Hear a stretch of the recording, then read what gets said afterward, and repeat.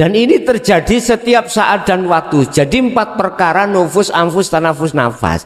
Iku ngumpul dari siji, muncul satu kalimat namanya kalam.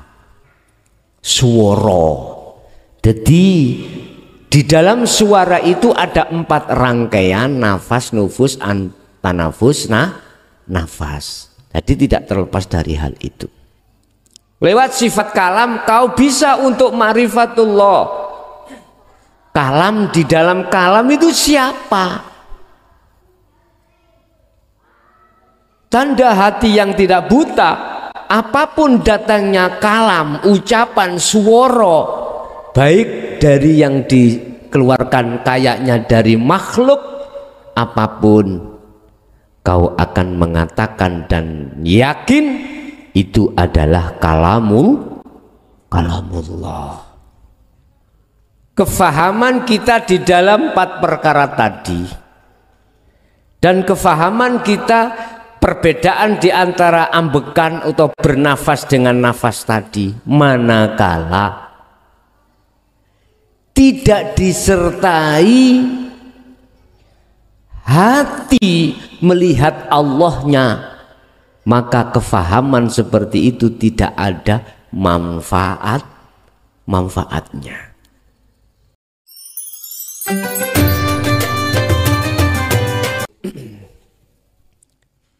Jadi semangat kita untuk mencari satu kesuksesan itu dikatakan tondo butone ati, manakala ketika melakukan kesemangatan iku mang ati iki nek ora netepno Gusti Allah.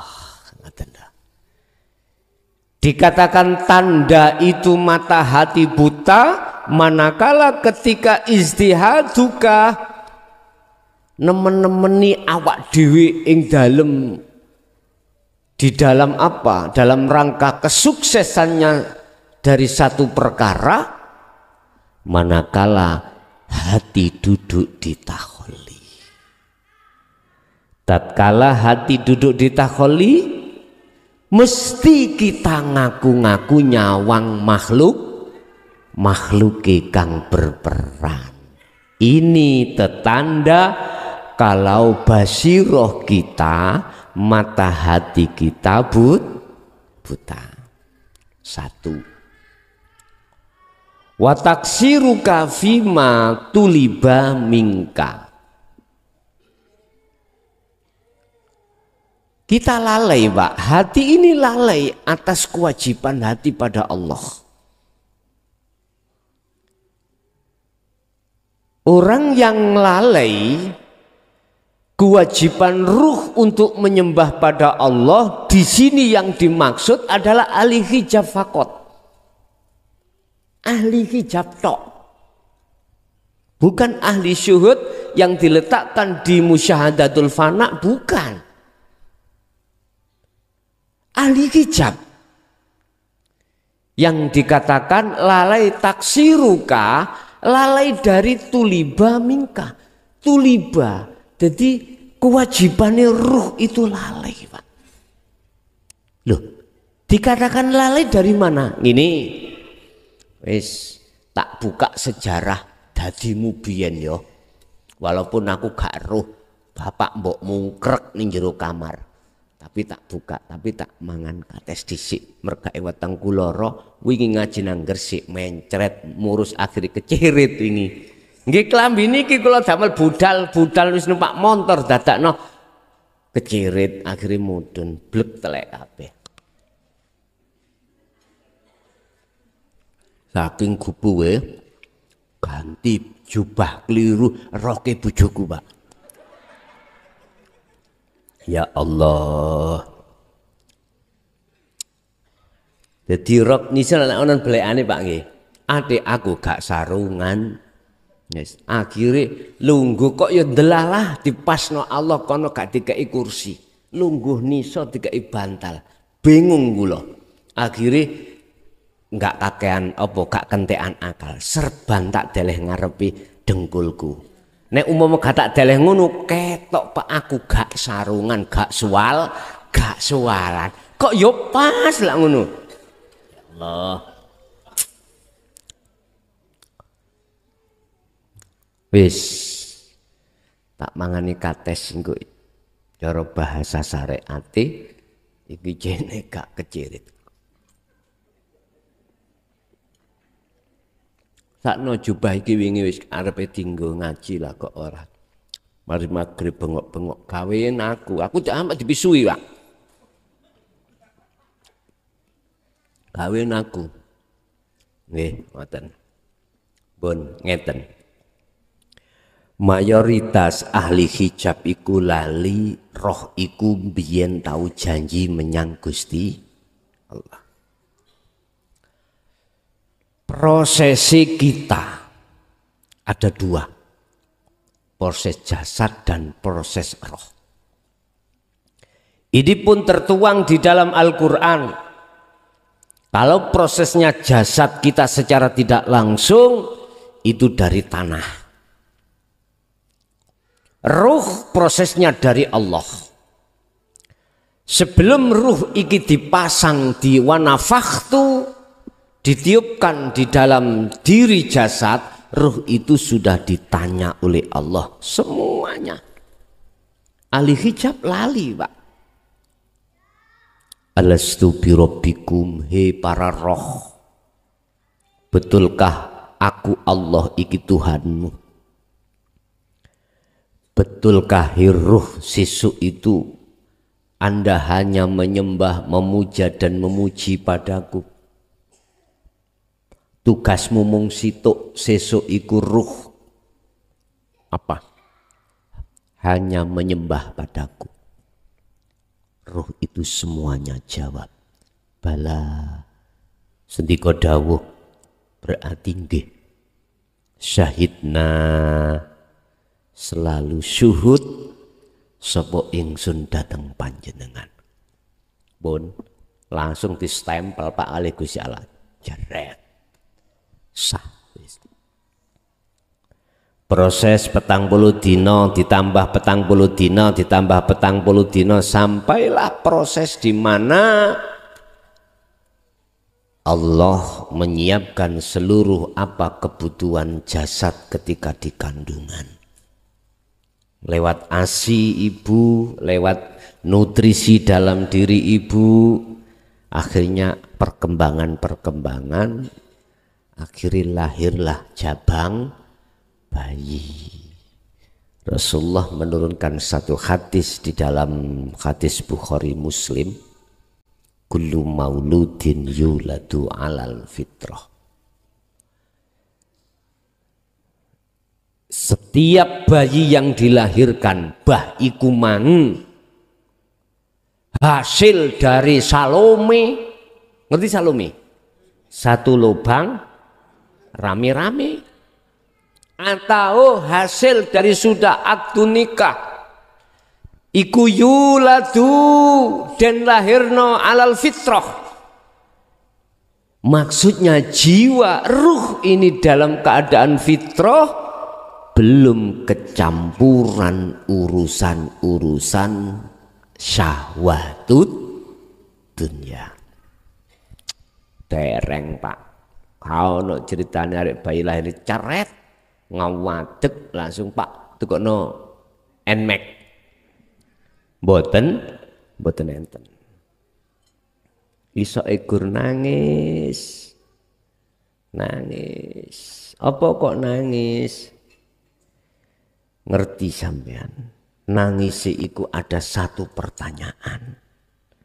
Aku sudah dijanji oleh Allah, ruh ini sudah dijanji hanya menyembah pada Allah. Kira-kira di depanku banyak kesenangan dunia ini nanti, mampukah aku ning dunya iki untuk selalu taat menyang Allah?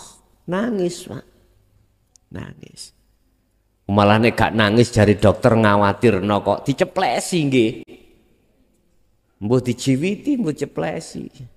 Nek gak iso nemen jokono palu wae lah wis. Nggih mesti gane ngeten. Karepe ben nek nangis iku wis lega cara Bu Bidan niku. Kula takok, Bu, teorine iku apa kok dikongkon nangis? Sanjangi. Kula niki takok Bu Bidan mboten takok Bu Dokter, Bu Bidan. Ngeten lho Pak Kades. Anane nangis ben nangis iku mang jadi seluruh tubuh iku langsung bekerja. Mata bekerja, telinga bekerja, semuanya bekerja.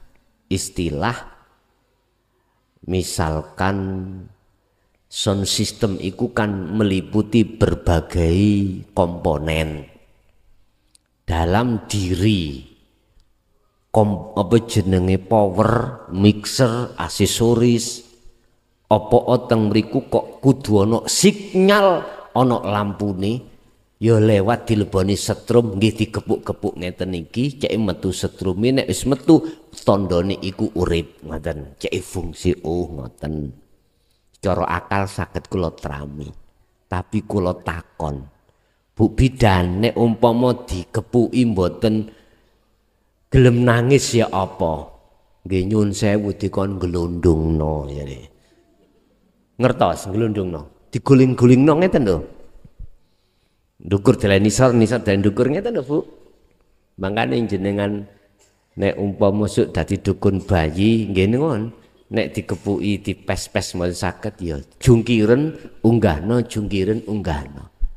umpama iki takon terakhir umpama sik tetep mboten purun nangis ya biukno jare mboten niki tambahan nggih tambahan.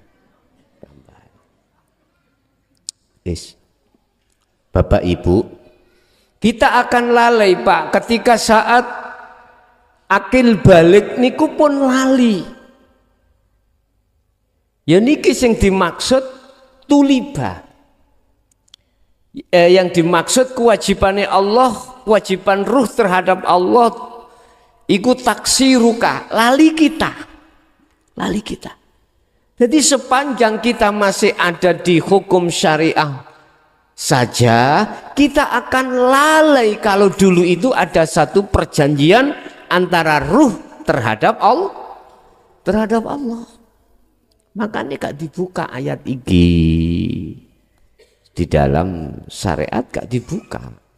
Apabila dibuka itu, iku lho sing dijanjiku ruh Pak.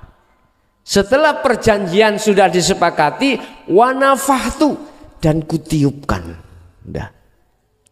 Jadi ditiupkan nang jasad iku mau. Ruh iki ditiupkan Allah. Berarti kesepakatan sing wis dadi dhisik iku ruh apa jasad? Ruh toh? Ruh. Makanya sifat kidam iku ana ruh. Lebih awal. Ada di ruh. Bapak Ibu, jadi ahli hijab sajalah yang dianggap oleh Allah sebagai orang yang lalai pada Allah. Nyun sewu, ada satu ayat yang menerangkan tentang syuhud, tentang ketemu Allah, itu kita dustakan. Kita ahli hijab tidak percaya kalau ada liqa'illah, momen ketemu Allah, momen syuhud nang Allah. Qad khasiral ladina zalamu biliqa'illah. Sungguh merugi, sungguh celaka bagi ruh ketika saat di dunia itu mendustakan tentang biliqa'illah, pertemuan ruh pada Allah. Bentuk dustane ruh hati kita pada Allah itu apa? Mengiyakan superpower masuk dalam negara kita. Sinten superpower itu? Negara adidaya. Sinten superpower itu? Dia adalah hawa nafsu. Kita iakan superpower itu masuk di dalam hati kita yang disebut nafsu. Lah, nafsu teng mriki membawa misi dan visi dan misi. Apa misinya? Apa visinya? Misinya adalah untuk menjerumuskan hatimu, ruhmu terhadap jalannya nafsu. Visinya memberikan satu sistem untuk beriman terhadap selain Allah. Contoh ini, aja tersinggung lo ya.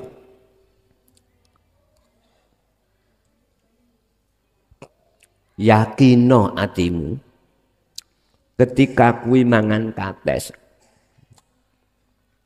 baik rasa manisnya, terus wetengmu asale murus gak murus, yakino karena kates pepaya.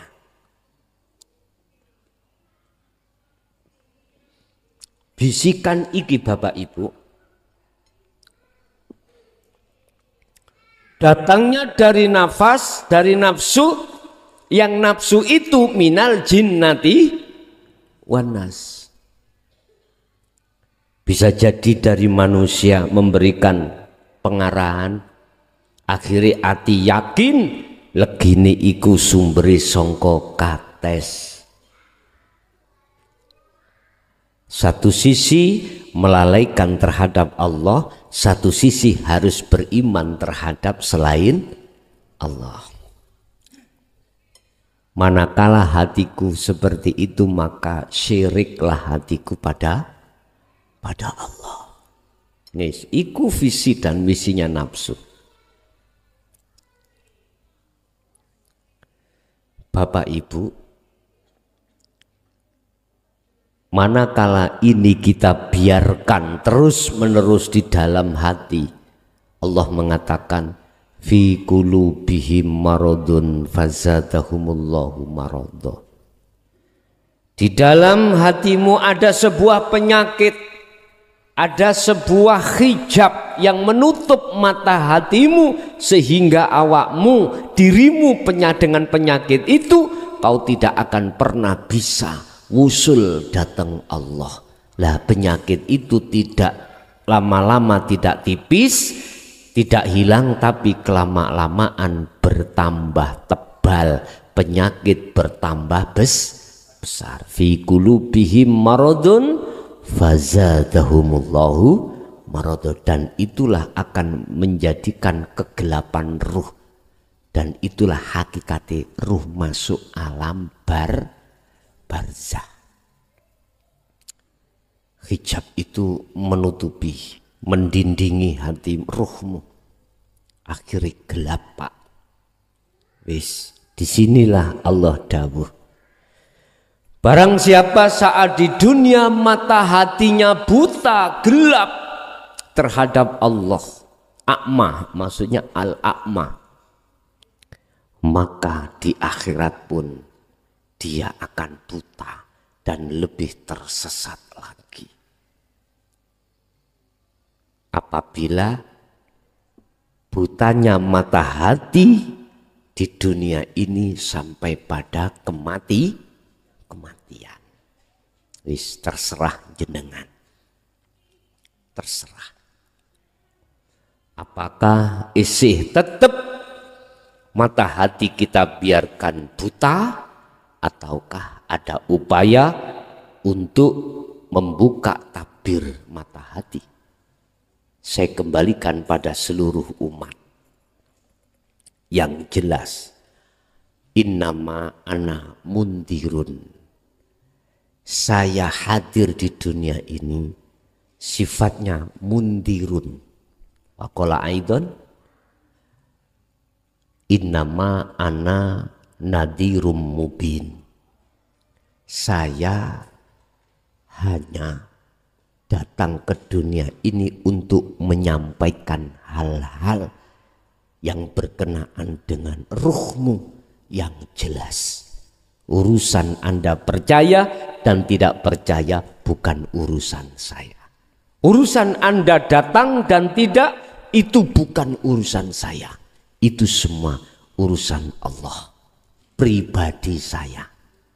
Tapi manakala ku kembalikan terhadap dirimu, mau atau tidak urusan kamu masing-masing.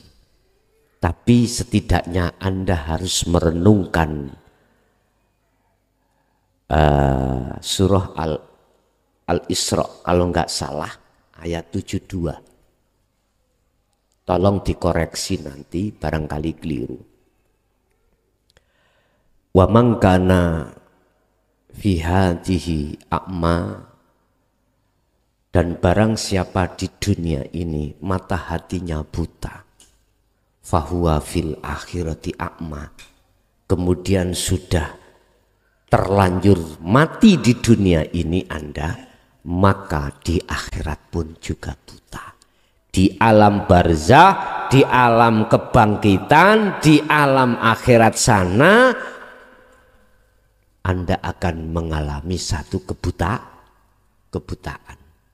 Sifatnya orang buta itu mesti gelap. Gelap. Lebaro kaya apa jalan iku mesti ndadekake sempit bagi dirimu. Iya. Karena kau tidak tahu arah.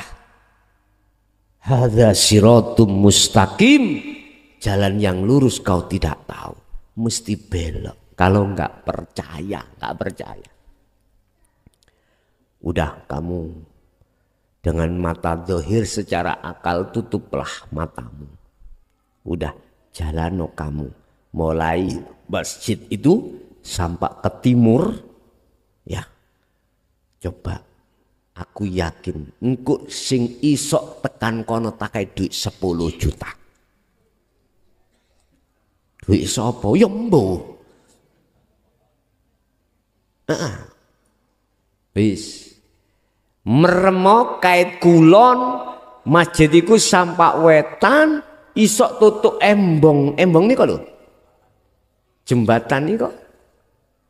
Perapatan itu isok apa ora? Nek isok tutuk kono bali tak kei duit 10 juta. Dene aku durung duwe tak utang sih.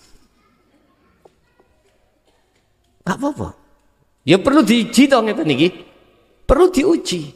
Tapi aku kudu ana panitiane lho ya. Kudu ana panitiane kok ndang merem gane ngene-ngene.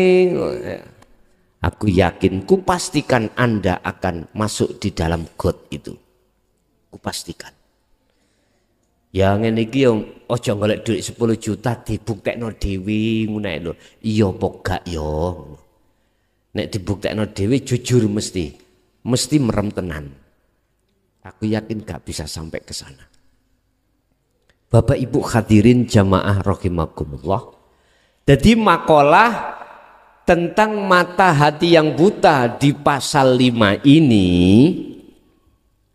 ketika Anda semangat berikhtiar, kata orang syariat usaha untuk mencapai satu kesuksesan, manakala Anda duduk di tajalli, ini tidak termasuk dikatakan hati yang buta. Nggak. Yang dikatakan hati yang buta ketika hal itu terjadi, padahal zumina sudah ditentukan oleh Allah hasil atau tidak, Anda terus semangat giat untuk mencapai kesuksesan, itu termasuk tanda hati yang buta di situ. Keisok buta, iya, tidak akan tahu semuanya di situ ada Allah, ada rahasia Allah yang menentukan di situ. Itu karakter kita sebagai ahli hijab. Itu pasti, Pak. Tapi yang awal tadi enggak, Pak. Bapak Ibu hadirin jamaah rahimakumullah, kesimpulannya Anda silahkan untuk istihadu, nemen-nemeni oleh ikhtiar usaha, tapi tetap duduklah hatimu ditajali. Silahkan, rapopo. Berangkat kayaknya ikhtiar usaha itu dari sisi makhluk, tapi itu tidak disebut ikhtiar atau usaha sisi makhluk manakala hatimu duduk ditajali. Mosok sih Gusti Allah itu ikhtiar? Lah mboten toh? Gusti Allah mosok disebut ikhtiar? Mboten. Udah, iki disebut apa terserah Allah.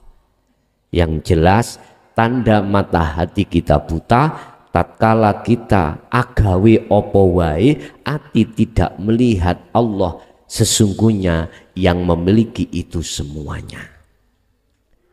Biar tidak seperti itu, maka duduklah hatimu ditajali Allah. Makanya sebelum meninggal apa saja yang harus Anda lakukan supaya tidak hati ini buta lagi. Pertama, wis ndang ndolek guru akhirat. Luru, Anda minta jangan toto ilmu hati. Telu, mesti engkau akan diperintahkan uzlah sendiri. Dengan begitulah untuk membersihkan semua tabir atau hijabnya hati. Oke, itulah Bapak Ibu apa yang bisa kami sampaikan. Kita masuk pada session tanya jawab atau dialog. Monggo menawi wonten sing ditakokake kula aturi. Monggo. Assalamualaikum warahmatullahi wabarakatuh. Waalaikumsalam warahmatullahi wabarakatuh. Nyuwun penjelasan tentang istilah tembung napas, nufus, anafas, dan anfus. Pertama, yang kedua, apa bedanya napas dengan ambegan? Kalau tidak sama, mohon ambegan.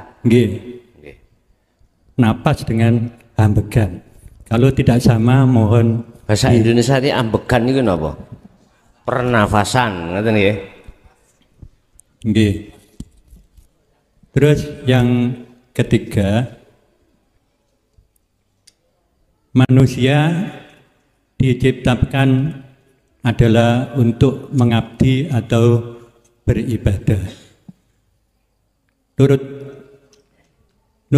Nurul Iman, kalau dia beribadah atau menjalankan perintah Allah, dia mendapat pahala atau ganjaran. Sedangkan kalau melanggar atau menjalankan larangannya, dia mendapat azab atau berdosa. Yang saya tanyakan, kedua tadi, apa yang diazab oleh Allah? Padahal manusia asalnya dari tanah, kalau meninggal jasadnya kembali kepada tanah. Sedangkan ruh asalnya dari Allah kembali kepada Allah. Mohon penjelasan secara hakikiyah. Matur nuwun. Assalamualaikum warahmatullahi wabarakatuh. Waalaikumsalam warahmatullahi wabarakatuh. Apa pengertian dari 4 perkara? Nafas, nufus, anfus, tanafas. Ini masuk di dalam kelompok 4 kelompok ini masuk dalam keterangan sifat kalam. Apa nufus itu? Sesuatu yang berputar-putar di dalam hatimu. Ini yang disebut kehendak, kekarepan. Tetapi sebelum muncul nufus, muncul anfas. Sebelum muncul anfas ada nurullah. Nurullah yang datang. Contoh, didatangkan nurullah yang berupa rokok lan korean. Wis. Iki tak terima ning anfas di dalam akal.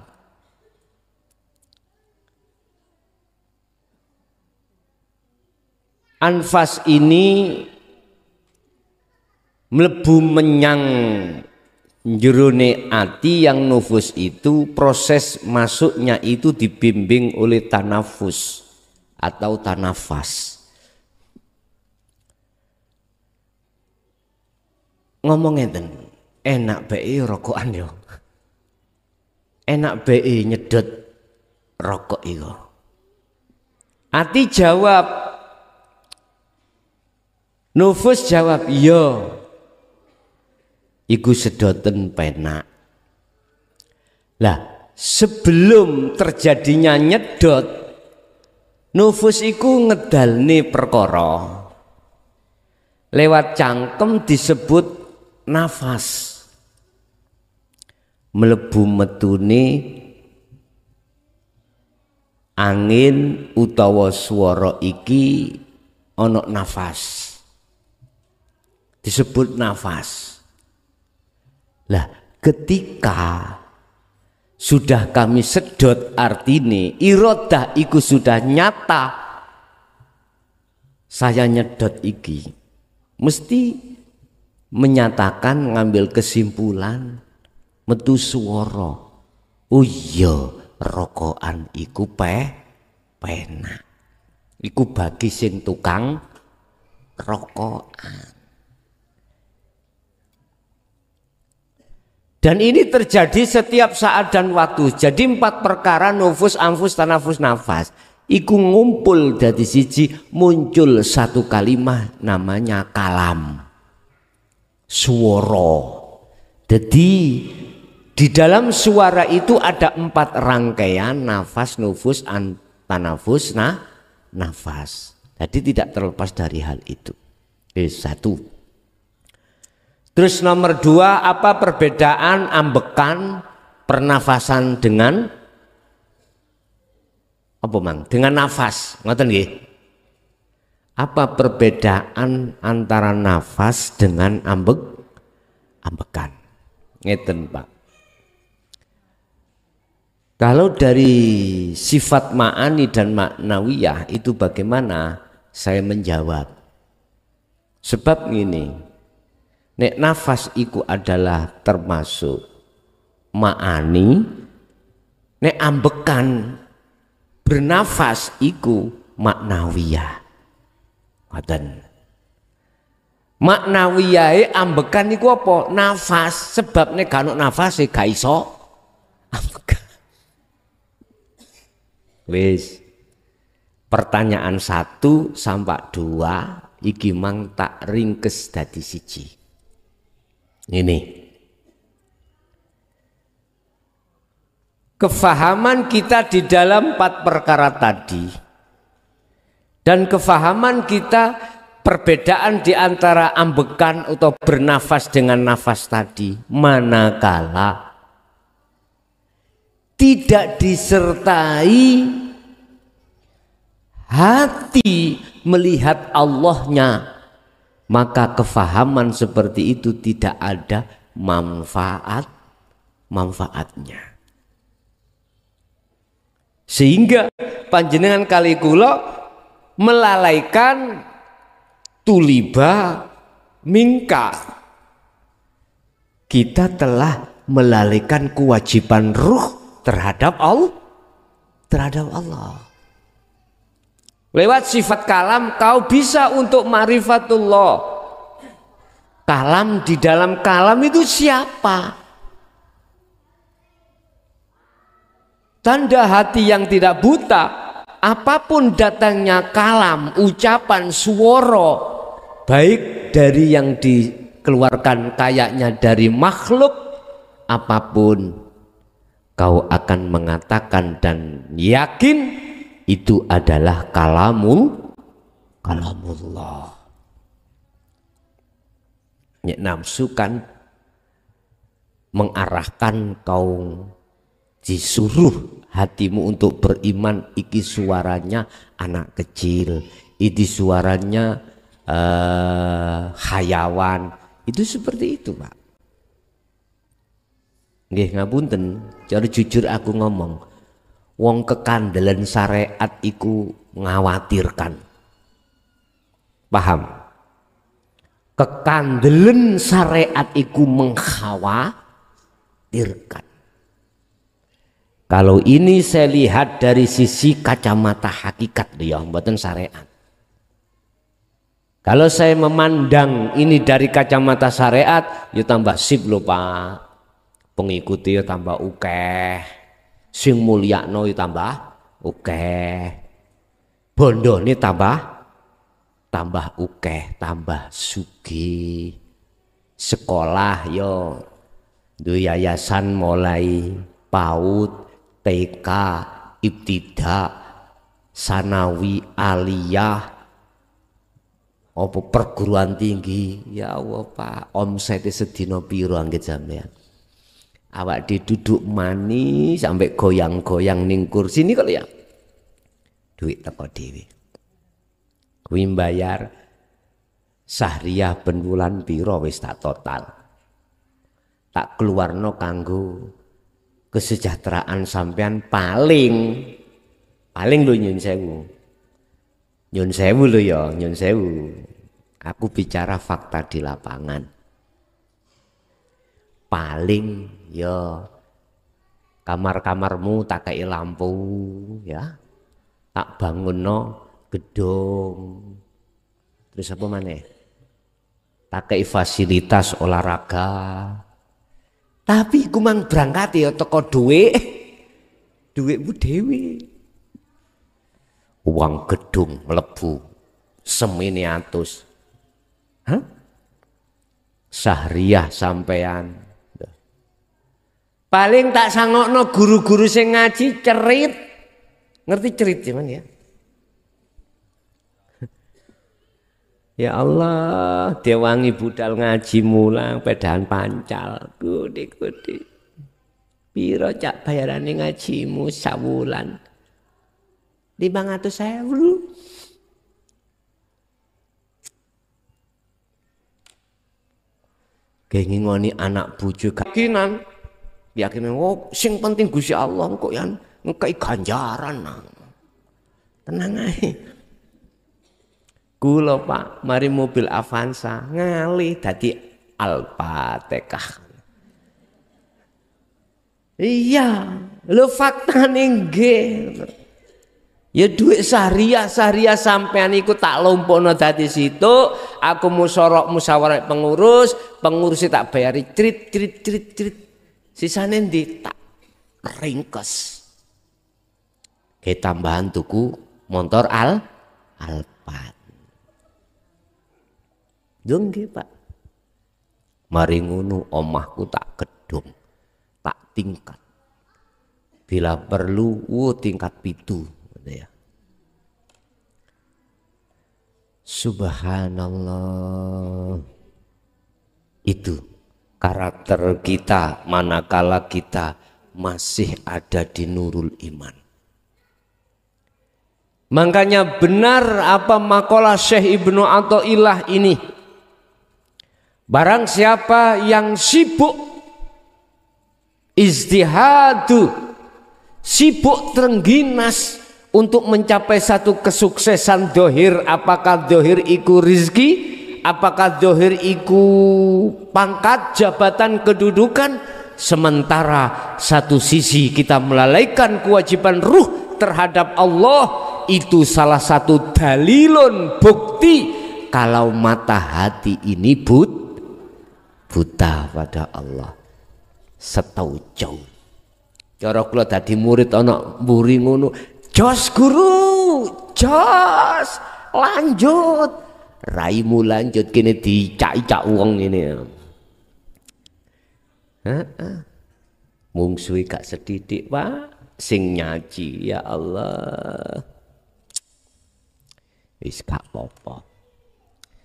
Bapak Ibu hadirin, itu yang nomor 2. Terus yang nomor 3, masalah sing diadab, apakah jasate, apakah rohi.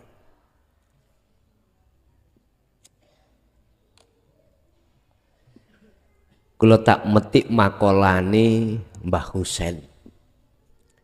Mbah Husain putrane Mbah Ilyas Mojokerto. Luwih panas-panase ati katimbang panase srengenge. Nek panase ati ku disangga dhewe, nek panase srengenge disangga wong akeh. Makane Bu sampean mpun gupuh nek garwa sampean iku mengecemes. Wis ojo digawe panas hati sampean. Jarno engkon ewe mari yo mari. We mari yo mari ngono, we mati tungane mati. Saking gak betahe mungkin. Wis. Ketika kita belajar sistem ajaran Rasulullah di syariat, apa yang berkenaan dengan azab atau rahmat, mesti kita di substansinya itu di jasad, nggih mboten? Pasti. Sing nrimo rahmat, surga dan neraka mesti substansinya adalah jasad. Gak salah Pak. Karena syariat itu tujuannya untuk membenahi jasad.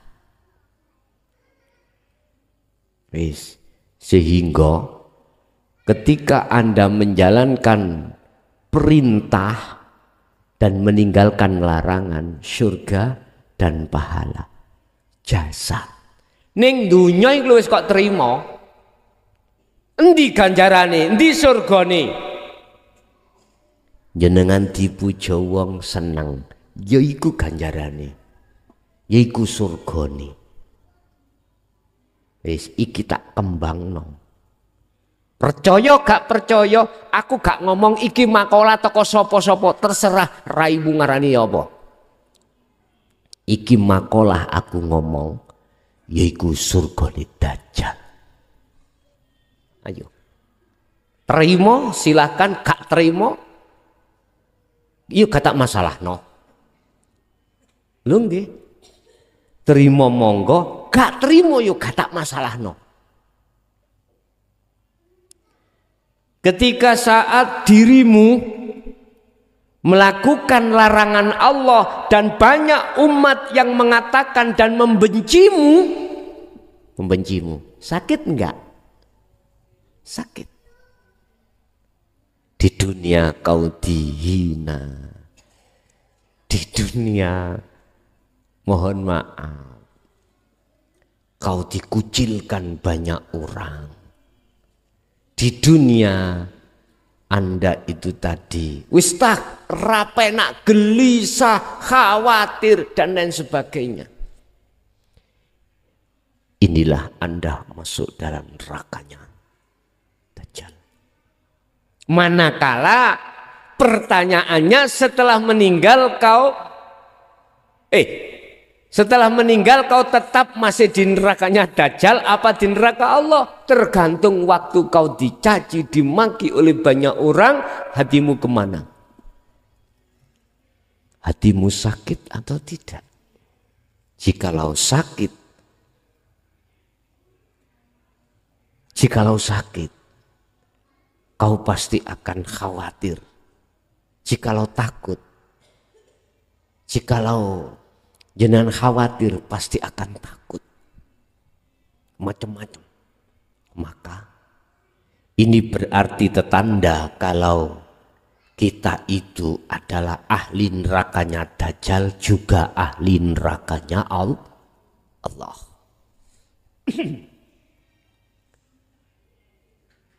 Ini hukum jasad, Pak.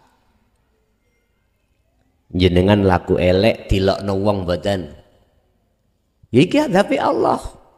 Jenengan laku apik dipuja dilem wong mboten. Iki surgane jasad. Pertanyaanku, apakah ruh surga nerakanya ruh itu di mana? Apakah di dunia ini sudah terjadi? Apakah di dunia ini neraka dan surganya ruh itu sudah terjadi? Tinggal kulon jawab, saya jawabnya dari sisi mana.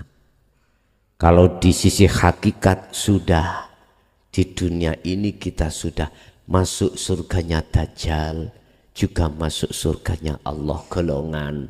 Ada yang sudah masuk nerakanya Dajjal, sudah masuk nerakanya Allah. Berarti yang diadab itu ruh. Udah. Hukum hakikat ditegakkan di dalam diri setiap manusia. Itu pada hakikatnya adalah untuk memberikan kebenaran, membedakan antara al-haq dengan al-batil. Tergantung Anda itu bagaimana. Yang jelas intinya ajaran Rasulullah di dalam dinul haq itu mengajak wad'u ila rabbika, mengajak hatimu atau ruhmu untuk masuk surganya Allah. Aslinya rahmati Allah. Tetapi di situ ada dua ragam golongan. Satu golongan minoritas mau menerima dan mengamalkan ajaran tersebut, sistem tersebut. Yang kedua, wa aksaruhum la yu'minun, mayoritas mereka menolak. Wis, nek pancen kalau toh ajaran dinul haq itu adalah untuk menjadikan ruh menjadi ruh yang syurga, mendapatkan rahmat, bagaimana ruhnya orang ahli hijab ketika dihadapkan ajaran dinul haq? Berhubung duduk panganane, Pak, berhubung duduk imane, ditolak mboten? Ditolak. Innalladzina kafaru, sesungguhnya orang-orang yang mengingkari ajaran Rasulullah ini,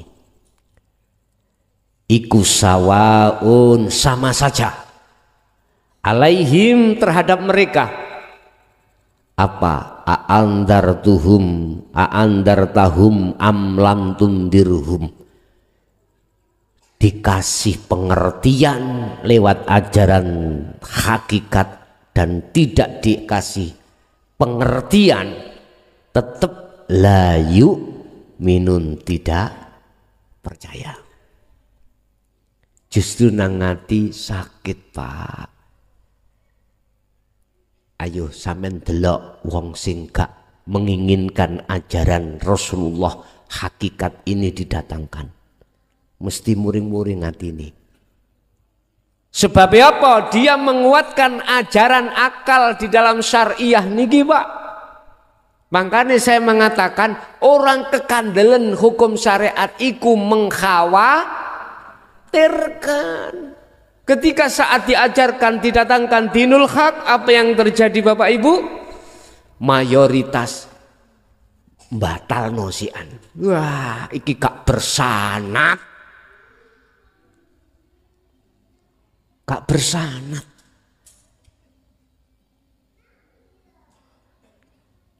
Ini runtutannya nang sopo? Sampai tutuk Rasulullah apa gak?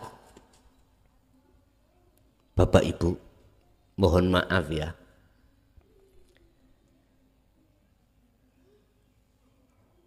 Saya dengar, mohon maaf, mungkin Jaya Baru dok mungkin. sing berani mengatakan kalau baiat lewat YouTube iku sah. Mungkin Jawa Baru dok. Sebab kemarin ada beberapa, kita anggap aja sebagai guru akhirat, mengatakan baiat iku kalau tidak langsung terhadap mursyidnya itu tidak bersanad. Jadi sanadnya gak jelas.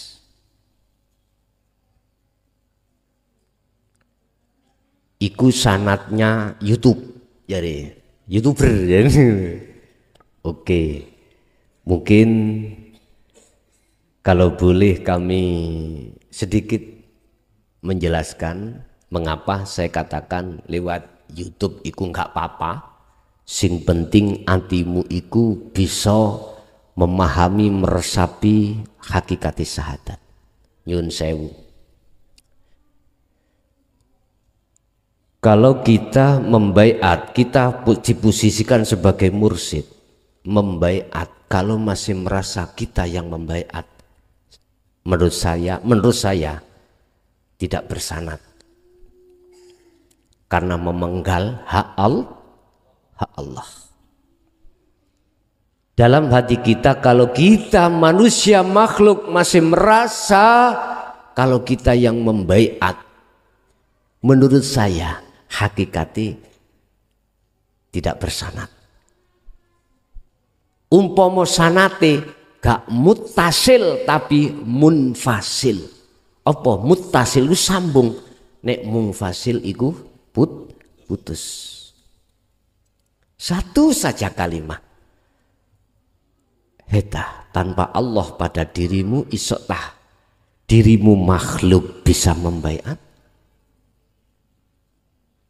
Mungkin ini sebuah renungan.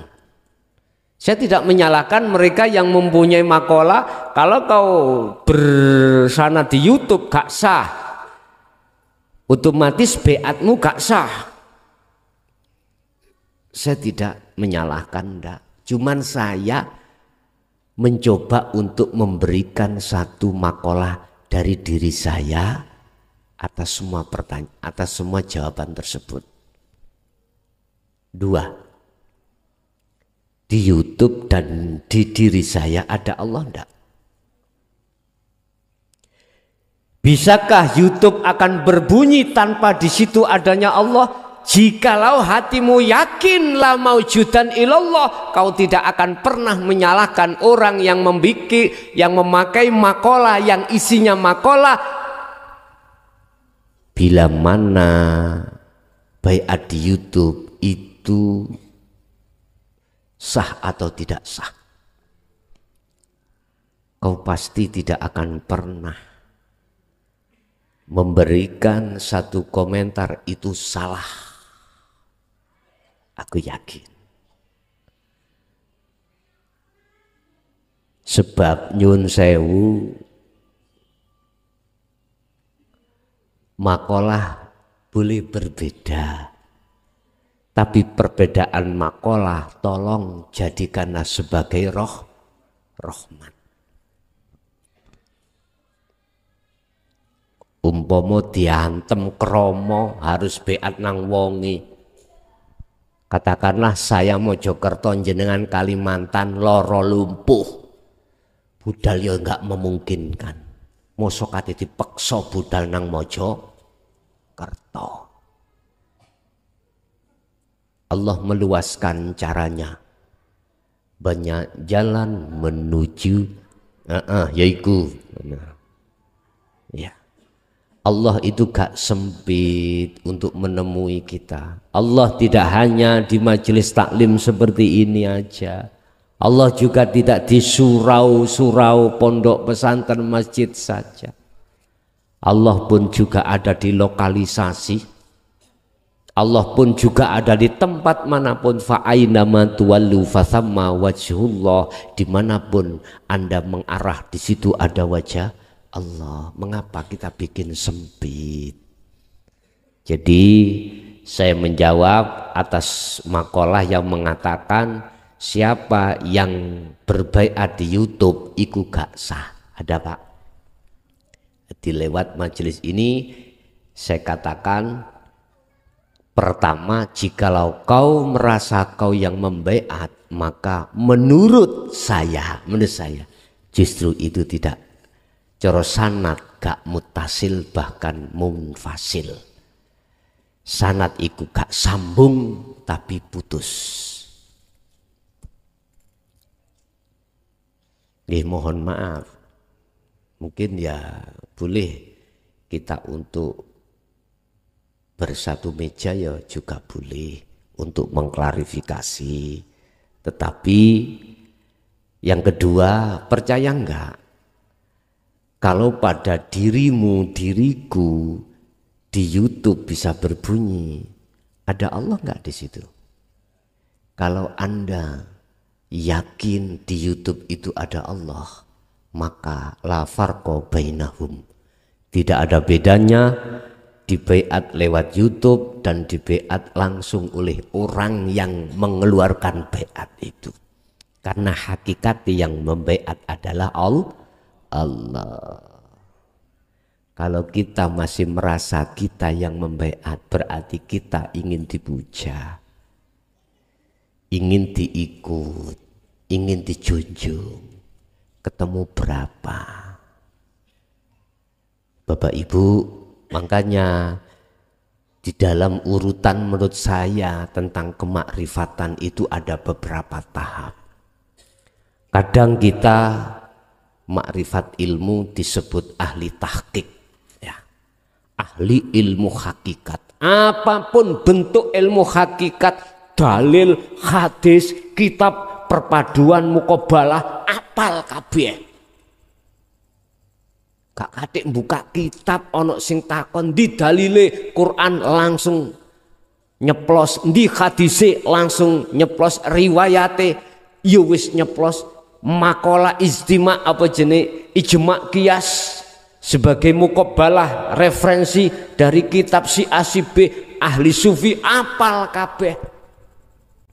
Tapi tidak menjamin makrifat amal manakala tidak berlaku amal. Ini loh Pak.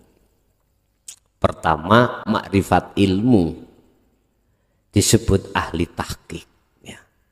Ahli ilmu hakikat. Tidak ubahnya sebagai ahli nujum, ahli pikir, ahli kitab. Wis, iki proses. Dan ini bukannya tidak penting, penting Pak. Cuman kalau kita melangkah ke depan, tahap berikutnya, sudahkah makrifat amal? Lakunya sudah belum? Apakah lakunya belum dikarenakan sibuk bertausiah, sibuk nuturi wong, sibuk ngilingno wong, sementara lalai terhadap diri sendiri. Esuk awak dewe perjalanan rono disibukno sampak mencret. Ya, Masya Allah. Terus di situ lali dengan kewajibannya diri sendiri pada Allah. Kalau menurut saya rugi Pak. Mending tenguk-tenguk ning ngomah, sualan cekak ya, ngalor ngidul nyangkul pacul gitu, gak kadik bertausiah tapi laku genah. Tetapi pertanyaannya, kalau sudah makrifat laku amal, tinggal istiqomahnya bagaimana dan berikut. Jadi ada beberapa tahap Pak niki. Sebelum makrifat ilmu, kita itu belajar dulu tentang ilmu. Iki butuh waktu bertahun-tahun Pak. Isok moco kitab mune bertahun-tahun, gak sak wulan rong wulan. Ya toh? Sehingga ada istilah majelis taklim pondok pesantren. Di situ masuk. Belajarlah ilmu alate, belajarlah ilmu tafsir Qur'ani, belajarlah ilmu tafsir hadisi dan lain sebagainya. Ngentekno beras pintal-pintalan tapi gak kerasa Pak. Nggih. Setelah itu mestinya harus melangkah di makrifat amal. Kalau sudah makrifat amal, praktek nyatakno wujude Allah koyok piye, silahkan untuk bertausiah. Lihat di situ pasti ada sinyal dari Allah untuk bertausiah. Aku yakin kalau jenengan iki betul-betul estu sudah sampai pada makrifat datang Allah. Segala hal apapun makalah tidak keburu dulu untuk menyalahkan makalah orang lain. Tinggal itu dari sudut pandang mana. Ngoten. Dados nek jenengan tanglet ning dunya sing disiksa iku apane? Sampeyan wis ngrasakno dhewe nek sing disiksa iku jasate iku diobong, Pak. Diobong, dinyunyuk rokok, panas mboten? Lara, kena eri, kena obat lara. Tetapi yang disebut adzabullah, manahmu iki lho Pak, gelisah. Manahmu iku tersiksa. Jiwamu, ruhmu tersiksa. Sebab apa pertanyaannya tersiksanya? Macam-macam. Faktornya macam-macam. Kadang-kadang kau ditinggal bojomu suwe ora mule, digondol genderuwo, sawompek Pak. Nggih nek genderuwo baedi ngoten Pak. Gendro ndak seireng. Wis anak ya ngono. Loro gak waras-waras gawudo ae. Wis sampak sertifikate omah gak ro dijokok didol. Wis dadi perkara sawumpet. Wis ya ngono urusan kebutuhan dunia selalu kekurangan. Sing teko iku gak ngutangi malah nagih utang, bingung akhirnya piye nek dijarno ngene mati ngadeg kau minggat Sri minggat ya Allah. Terus minggatmu iku bisa nyelesaikan masalah mboten saged, percuma Pak, percuma. Wis iki bentuk siksane Allah. Terus ngomong ning akhirat piye? Kau akan disiksa di akhirat iku tatkala di dunia hatimu tidak merasakan kedamaian. Wis titik. Padahal kedamaian itu hanya diletakkan pada biliqaillah, bertemu Allah. Makanya napa hadis Kanjeng Nabi terus yang mengatakan suiku penduduk surga luwih titik katimbang penduduk neraka. Ahli hakikat di sini Pak, ruh itu di dunia itulah beliau yang menempatkan kedamaian di situ.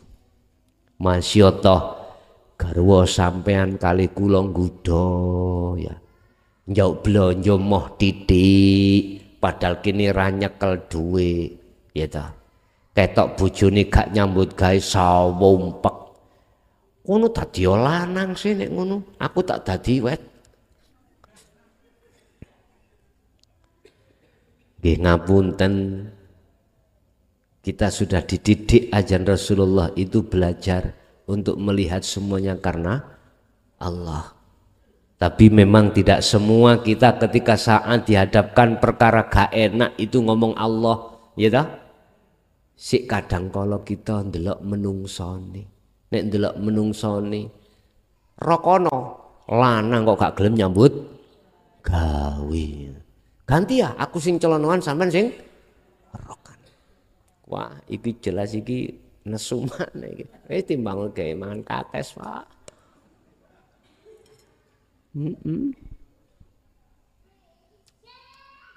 Ada yang mengkritiknya itu enggak? Kemarin itu WA. Di Pondok Jaya Baru bayarnya berapa? Setiap bulan. Dikene ngoten lho. Kalau jawab aja free. Mereka pakai akal. Kalau nggak mau tahu siapa dia, aku nggak pengen tahu jenenge sapa mboten. Cuman dialog.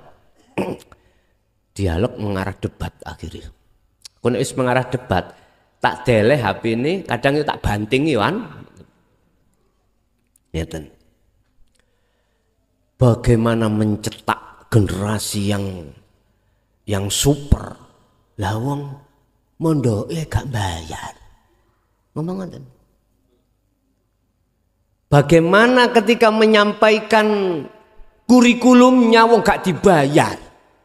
Mereka memang pakai akal, tak maklumi. Coba kalau memakai hati. Beda lagi. Memang Pak, baru metere kurikulum atau yayasan atau pendidikan, instansi pendidikan, itu kalau kurikulumnya bagus, otomatis bayarin nggih mahal Pak, mahal. Bagaimana bisa mencetak generasi penerus, generasi yang gentle atau generasi yang jenius? Lah wong ketika saat kurikulumnya gak bayar. Wong sing bayar sih goblok apa mana sih gak? Ngoten. Lah gurune mangan apa karepe ngono? Oke Pak, tak maklumi jenengan iku memakai berdasarkan akal. Dalil akal. Kula niki mboten make dalil akal, dalil hati. Kalau saya memakai dalil hati, apa kata Allah? Satu contoh, kalau gini ngeten. Satu contoh. Umpama. Anda punya anak 2, apakah mesti kamu bahagia? Sedangkan aku punya anak 7, iku wis bahagia. Nek dibanding Anda dengan saya, ekonomi lebih baik Anda. Tapi Anda belum tentu bahagia. Ngoten niku sakeja bahagia, motor punya, pabrik usaha punya. Bantah ngoten Pak. Terakhir saya katakan langsung gak iso jawab. Bahagiamu hanya sesaat. Sesaat berapa tahun? Kau umur di dunia 90 tahun hanya itu. Buka di dalam surah ini, ayat ini. Mana letak kebahagiaan sejati? Ternyata biliko illah, bertemu Allah. Wis gak iso jawab wis. Sesuk iku Pak yo, akhirnya kalem ngomongi. Sing bongko iku gak wong melarat tok. Wong sugih nggih melok bongko pun ngoten. Lho nggih, wis langsung pun mboten hubungan kali kula pun. Nggih pun. Purik mungkin jelas. Tapi dengan kerendahan hati saya, manakala saya membikin hatimu iku manggelisah, mohon maaf. Tapi di dalam kegelisahan itu, kalau kau mau memikirkan tentang Allah, Anda justru akan menjadi golongan orang yang dibuka hatimu tentang hidayah Allah bil huda wa dinil haq. Nek gak percaya monggo, nek percaya nggih monggo. Nek gak percaya moro nanggone Mojokerto. Sampun cukup. Bismillahirrahmanirrahim. Al-Fatihah.